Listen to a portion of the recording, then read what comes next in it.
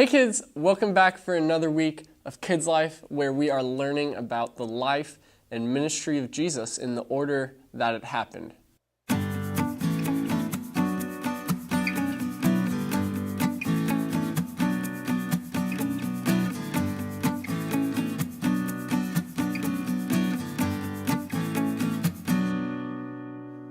So for these past few weeks we've been talking about rest and the Sabbath, and how Jesus was challenging the Pharisees' idea of the Sabbath, where they thought that the Sabbath meant that it was just another rule we had to follow and you couldn't walk and you couldn't do all these things.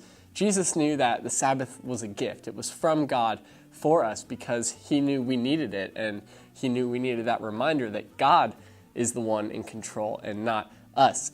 And we're going to wrap up this series looking at Jesus picking his 12 disciples. Now, we've already seen how he called a few of them in the first place, but at this time, a bunch of people would have followed Jesus around everywhere he went, and they would have been known as his disciples as well. But at this time, Jesus was choosing 12 specific people to be his disciples, to learn from him, to study with him every single place that he went for his entire ministry.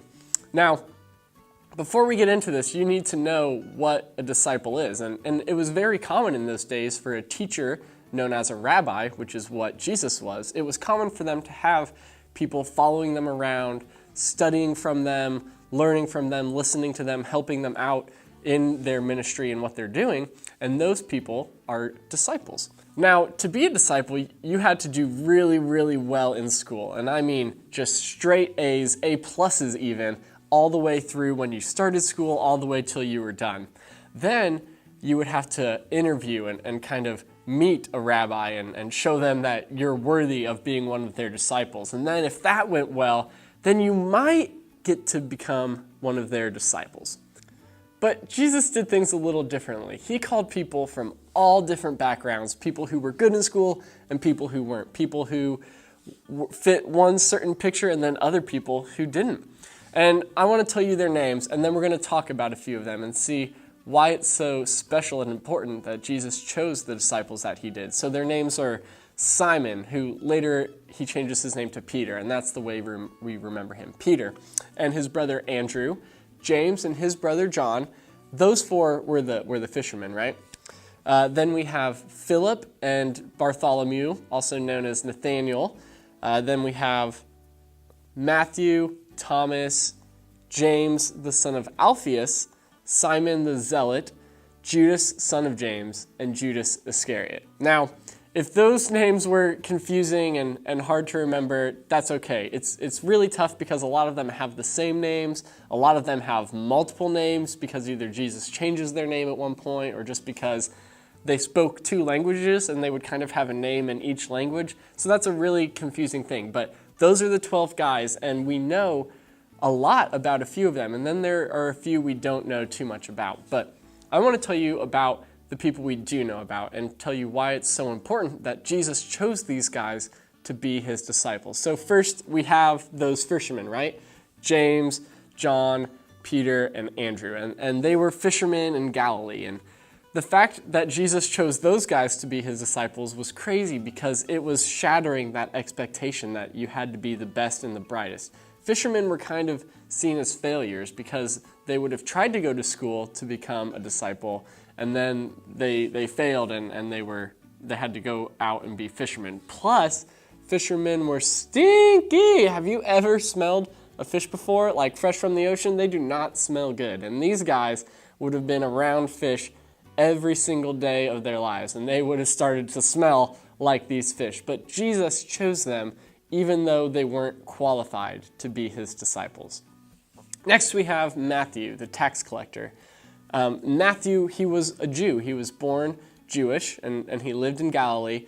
But at this time, the Romans were kind of in charge of the Jews, and they had overtaken the land where the Jews were living. So one of the things you could do if you wanted to kind of get on the Romans' good side was become a tax collector. And people did not like tax collectors. Tax collectors would have worked for the Romans, and they would have gone around and collected all the money that people had to pay the Romans, but they also would have taken a little bit extra for themselves, for everyone. And they were doing that from their friends and from their families. So people did not like tax collectors. But Jesus called Matthew anyway. Next, and this one's really, really crazy, there's this guy named Simon the Zealot. Now, do you know what a zealot is, or what it means to have zeal? See, these zealots were a group of people who were really, really passionate about the nation of Israel and the Jewish people, and they did not like that the Romans had overtaken them and that the Romans were in charge, and they wanted to get freedom from the Romans, and they wanted to do that by war and by force and by fighting. They were a pretty violent people, and they hated the Romans, and they hated anyone who worked for the Romans, like Matthew. That's right. But Jesus invited Simon to the table as well. Now, can you imagine traveling around for 3 years, always having to eat together, sleep in the same house, everywhere that you go, you're together, with one guy who hates the Romans and one guy who's working for the Romans? It's crazy that they could ever get along, and it wouldn't seem possible. But after 3 years of spending every single day with Jesus and spending every single day together, they became the people that Jesus built his church on.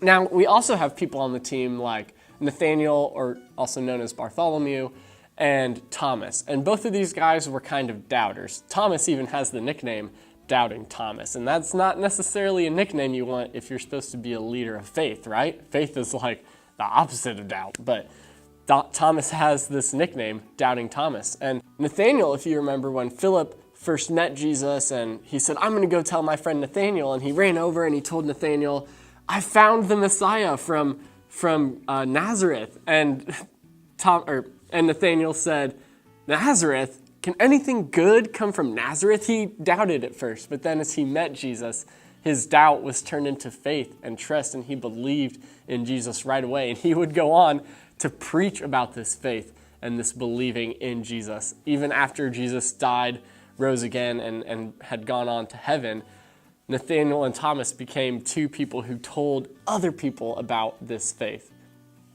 And then last we have this guy named Judas Iscariot. And you might have heard of him before as the betrayer. He's the one who, at the end of Jesus' ministry, he sold Jesus out to the Romans, to the Pharisees, for just 30 silver coins. And he said he thought Jesus' life was only worth that, and he betrayed him.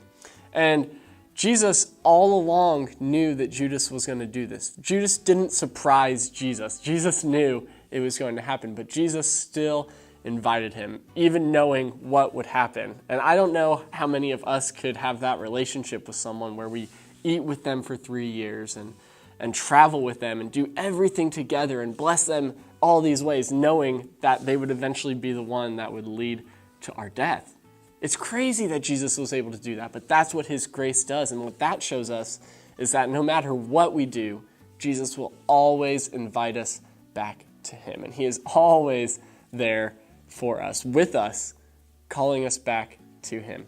Now, Jesus' disciples weren't some superstar cast of people. You can probably tell that. They weren't the LeBron James and Steph Curry of disciples, but Jesus chose them. And after spending 3 years with Jesus every single day, they began to look like Jesus. They began to act like Jesus. And when Jesus had died, risen again, and gone on to heaven, these were the people that built the church. We are able to be here today because of their faith and because they led the church and told other people about Jesus, even though that's how many of them died, was from doing that.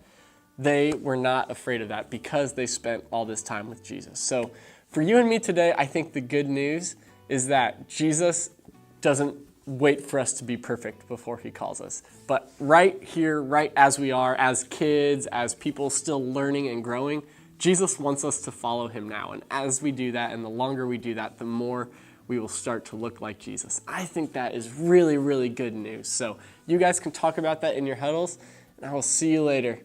Bye.